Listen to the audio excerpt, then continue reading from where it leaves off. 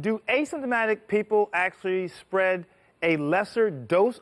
Unfortunately, no. There's kind of a difference between viral inoculum, like the dose you get in, and then the viral load, the dose that you give out. And so the idea there is that even if you don't have symptoms, you can actually spread it quite a bit, which is why the entire reason we started masking to begin with was to protect others. There is a lot of evidence, and it's increasing, that people who don't have symptoms can still have quite a bit of viral load shedding from their nose and mouth. Is it a little bit less? Maybe. Some studies say a little bit less. Is it equal? Some studies say equal. The point being is that the amazing thing about masking is it protects you from both. It protects you from transmitting, and it protects you from getting bad disease. To me, that is a total win-win of universal masking. You know, what's also interesting is that, you make what some are calling a controversial argument that these asymptomatic cases in some ways could be a good thing.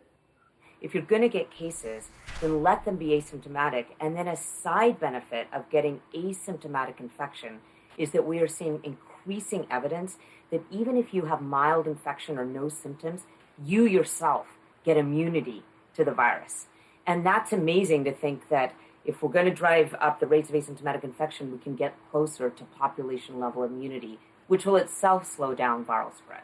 Interesting. So let's switch gears a little bit. Chances are you've had a cold in your not so distant past, but could it actually offer some COVID-19 protection? Can you explain some of the research surrounding whether or not having a cold could end up protecting you down the road from COVID-19? Yes. If you've been exposed to other coronaviruses in the past that gave you colds, you have what are called circulating T cells that are cross-reactive that also fight off this particular virus, SARS-CoV-2, that causes COVID-19. And so if you've had a lot of colds, you may have your own T cell response that gets activated and you fight SARS-CoV-2 when you get it, and then you'll more likely have an asymptomatic infection. What you're saying to us basically is that your immune system is like an army full of different soldiers. One of those soldiers is your T cell. And the coronavirus is part of a family, like your own family, where you have cold viruses, COVID-19, they're different coronaviruses, okay? And the idea is that if you've experienced a type of coronavirus in the past, then your body has built up soldiers to fight coronavirus, and those soldiers that were built to fight the other coronavirus may actually help you fight COVID-19, which means it may be protective to some degree by having a previous cold. That is perfect. The way to explain it, that's exactly right.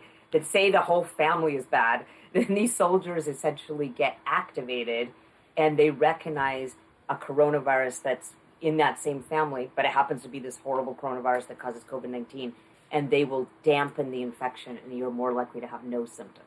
Awesome. Dr. Gandhi, this stuff is complicated and you've done a great job of breaking it down.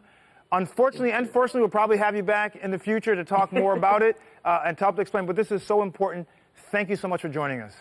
Thank you so much for having me.